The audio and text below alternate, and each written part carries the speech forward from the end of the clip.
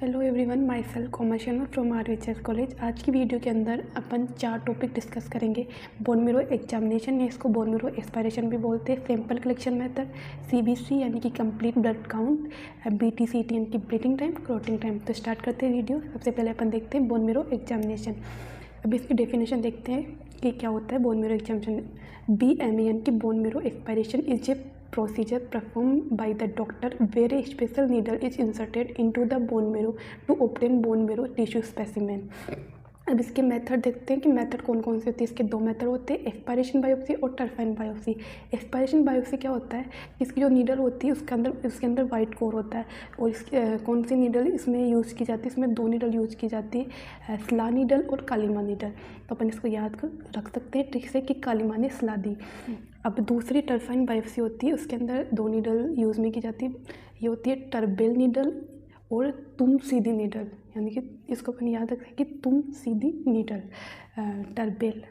तो इसको अपन ऐसे याद रख सकते हैं। अब इसके अंदर क्या होता है कि remove of small core of bone marrow under local anaesthesia, यानी कि small core of bone marrow अपन रिमूव करते हैं किसके अंडर, लोकल एनेस्थीसिया के अंदर। Use to assess bone marrow structure, the number and distribution of all type of blood cells. अब इसके इंडिकेशन देखते हैं अपन। एक होता है डायग्नोसिस, एक होता है प्रोग्नोसिस। डायग्नोसिस यानी कि कौन सी बीमारी हो रखी है, और प्रोग्नोसिस यानी कि कौन सी बीमारी हो सकती है इन फ्यूचर अपन को। तो किसके अंदर होता है, मतलब किस किस के अंदर यूज होता है, iron deficiency anaemia, leukaemia, malaria, कालाजार और मेगलोब्लास्ट एनीमिया। और प्रोग्नोसिस एक्यूट ल्यूकेमिया और एप्लास्टिक एनीमिया। अब अपन देखते हैं कि साइट कौन सी होती है बोन मैरो एस्पायरेशन की, स्टर्नम और पोस्टीरियर इलियक क्रेस्ट, और एंटीरियर इलियक क्रेस्ट भी होती है इसकी साइट। अब इसका प्रोसीजर देखते हैं। तो इसको पढ़ने से पहले मैं एक बार लोकली बता देती हूँ, मतलब ओरली बता देती हूँ कि कैसे ये प्रोसीजर करेंगे। अपन को पता है कि कोई भी प्रोसीजर अपन करते हैं तो सबसे पहले पेशेंट को बताना चाहिए कि ये प्रोसीजर हम कर रहे हैं। पेशेंट और उसकी फैमिली को पूरा प्रोसीजर बताना चाहिए। फिर अपन को हैंड वॉश करना चाहिए, ट्रे लेनी चाहिए। अगर ऑपरेशन करने चले गए और कुछ है ही नहीं और फिर देख रहे हैं फिर ऑपरेशन, ऐसा थोड़ी होता है ऑपरेशन। साइट का पता होना चाहिए कौन कौन सी साइट है।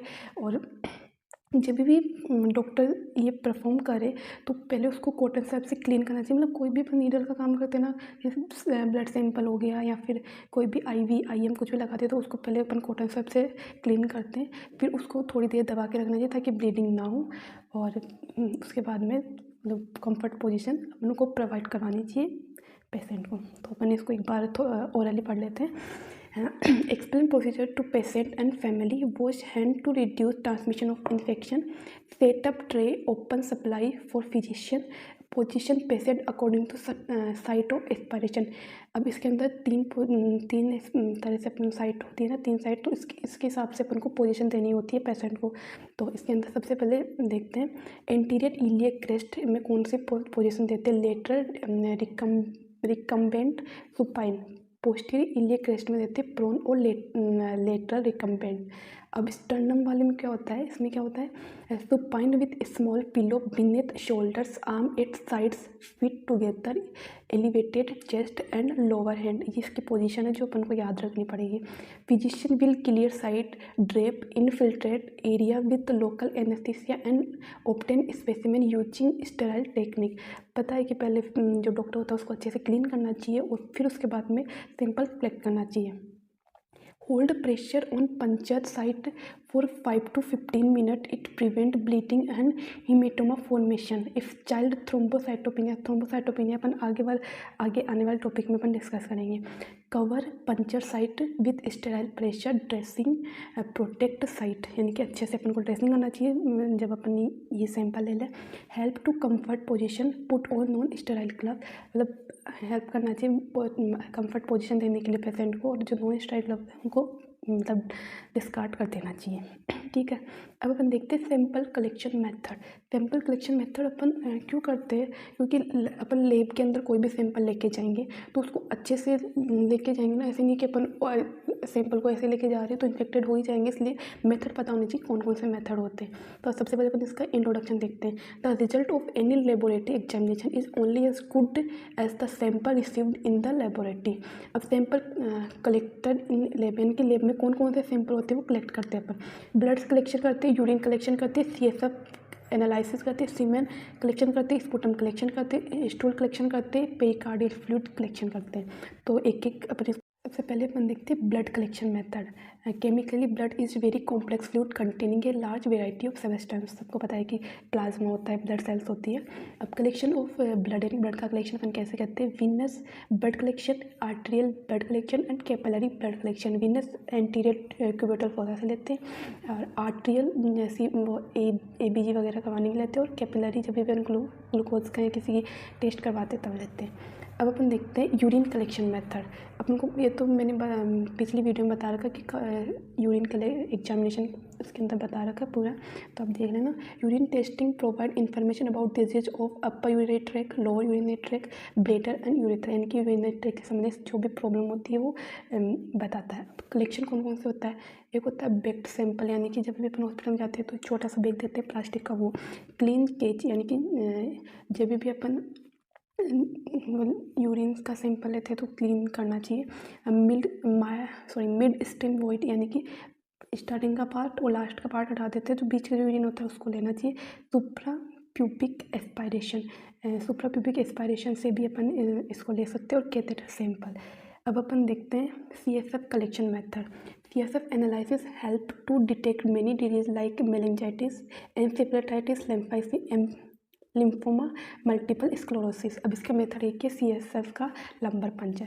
Sputum collection, sputum is the mucus made within and coughed up from your lungs. Sputum के लिए भी एक छोटा सा बैग देते हैं प्लास्टिक का, उसके अंदर कलेक्ट करते हैं। स्टूल कलेक्शन भी वही होता है, उसमें भी जो प्लास्टिक का बैग देते हैं। और सीमेन कलेक्शन, इसको कैसे कैसे कर सकते हैं? मास्टरबेशन के थ्रू कर सकते हैं, कोइटस इंटरप्ट के थ्रू कर सकते हैं, coitus by using condom and assist ejaculation, इसके थ्रू कर सकते हैं। अब अपन देखते हैं CBC कंप्लीट ब्लड काउंट। ये हॉस्पिटल में सबसे ज़्यादा होने वाला प्रोसेस होता है CBC, तो इसको तो अपन को पता ही होना चाहिए। इसका इंट्रोडक्शन देते हैं। CBC is a important investigation that give information about different blood cells, mainly focus on RBC, WBC, platelets and their parameters. अब अपन को पता होना चाहिए कि कंपोनेंट्स कौन कौन से होते हैं CBC के। हेमेटोक्रिट होता है, हीमोग्लोबिन होता है, RBC होती है, WBC होती है, प्लेटलेट्स होती है। अब हेमेटोक्रिट क्या होता है कि अपने RBC होती है ना, मतलब वो कितनी होती है उसको बोलते हैं हेमेटोक्रिट। अब देखते हैं अपन हीमोग्लोबिन नॉर्मल है, मेल और फीमेल में दोनों अलग होती है। मेल में होती है 13 to 18 ग्राम पर डेसीलीटर, और फीमेल में होती है 11.5 to 16.5 ग्राम पर डेसीलीटर। अब हाई हीमोग्लोबिन हो गया तो क्या इंडिकेट करता है? COPD और एम्फाइसीमा, ये सिस्टमिक पैथोलॉजी होगा, उसके अंदर अपन बताएंगे क्या होता है। और लो HB इंडिकेट करता है due to low RBC, aplastic anaemia हो सकता है, आयरन डेफिशिएंसी एनीमिया। अब अपन देखते हैं RBC काउंट। मेल और फीमेल में ऑब्वियसली अलग अलग होता है। मेल में होता है 4.7 से 6.1 मिलियन पर mm3, और फीमेल में होता है 4.2 से 5.4 मिलियन mm3।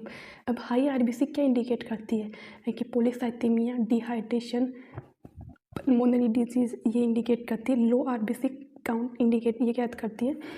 एक्यूट और क्रोनिक ब्लीडिंग और बोन मेरो डिसऑर्डर। अब इसके 3 पैरामीटर्स होते हैं: packed cell volume, mean corpuscular volume, mean corpuscular haemoglobin concentration. ये 3 पैरामीटर्स होते हैं। तो इसको 1 by 1 देखते हैं क्या क्या होते हैं।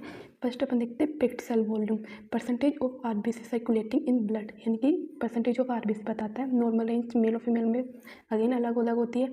मेल में होती है 45% एंड फीमेल में होती है 40%। मीन कार्पस्कुलर वॉल्यूम MCV बोलते हैं, major size of RBC।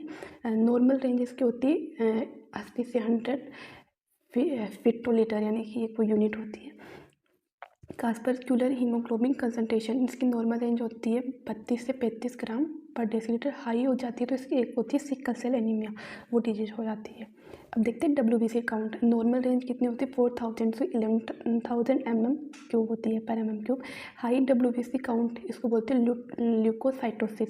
Lymphocytosis हो सकता है, leukaemia, lymphocytosis, leukaemia, rheumatoid arthritis हो सकता है। Low WBC count, AIDS, cancer, typhoid, TB, इसके अंदर WBC कम हो जाती है। प्लेटलेट्स काउंट नॉर्मल वैल्यू होती है 1.5 लाख से 4 लाख, इसकी नॉर्मल वैल्यू होती है। अगर हाई हो जाए तो इसको बोलते हैं थ्रोम्बोसाइटोसिस ट्यूबरकुलोसिस, ये किस किस के अंदर हो सकती है, क्रोनिक इन्फ्लामेशन के अंदर हो सकती है, कैंसर के अंदर हो सकती है, आयरन डिफिशिएंसी में हो सकती है। लो प्लेटलेट्स काउंट, इसको बोलते हैं थ्रोम्बोसाइटोपिनिया, ये डेंगू में हो गया, कीमोथेरेपी हो गया, रेडियोथेरेपी हो गया, लिम्फोमा में हो गया। अब लास्ट टॉपिक देखते हैं अपन बीटी यानी कि ब्लीडिंग टाइम। इसका ब्लीडिंग टाइम अपन चेक करते हैं पेशेंट का कि कितना होता है। नॉर्मली इसका 2 to 9 मिनट होता है।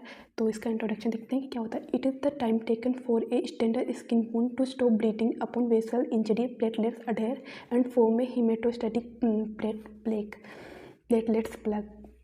अब अपन देखते हैं इसके इक्विपमेंट्स कि अपन को कौन कौन से इक्विपमेंट्स चाहिए। इसके अंदर blotting paper, stop watch, spirit, cotton swab and disposal needle.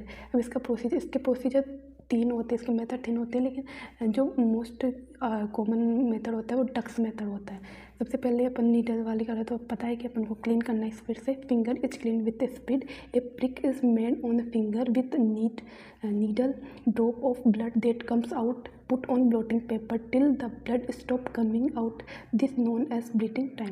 Bleeding time normally कितना होता है, 2 to 9 मिनट। अब अपन देखते हैं सीटी यानी कि क्लोटिंग टाइम। इंट्रोडक्शन देखते हैं कि इंट्रोडक्शन मतलब एक बार ओरली में समझा देती हूँ कि क्या होता है। क्लोटिंग टाइम यानी कि ब्लड को आने में कितना टाइम लगा क्लोट होने में, इसको बोलते हैं क्लोटिंग टाइम। अब इसकी कौन कौन से इक्विपमेंट होते हैं अपन को requirement, right capillary tube, disposal needle, cotton swab and stop watch. इसका प्रोसीजर क्या होता है, इसके भी बहुत सारे मेथड होते हैं, पर इसके अंदर मेन मेथड होता है capillary tube method. Clean the finger with sterile swab and prick with disposal needle, यानी कि अपन को क्लीन करना होता है पहले, ये मैंने पहले बता दिया। Draw sample into the capillary tube. Capillary tube इतनी एकदम पतली सी कैपिलरी ट्यूब आती है, उसके अंदर अपन सैंपल लेते हैं, फिर उसको अपन तोड़ के देखते हैं कि इसका क्लोट कितनी देर में बना है। The capillary tube is left horizontally and 37 degree and taken start stop watch, यानी कि अपन देखते हैं कि उसको तोड़ के देखते हैं कि कब इसका क्लोट बना है, यानी कि फाइब्रोजन कब हुआ। अब इसका क्लोटिंग टाइम होता है 8 to 15 मिनट। तो ये टॉपिक अपने ख़त्म होते हैं। Thank you so much.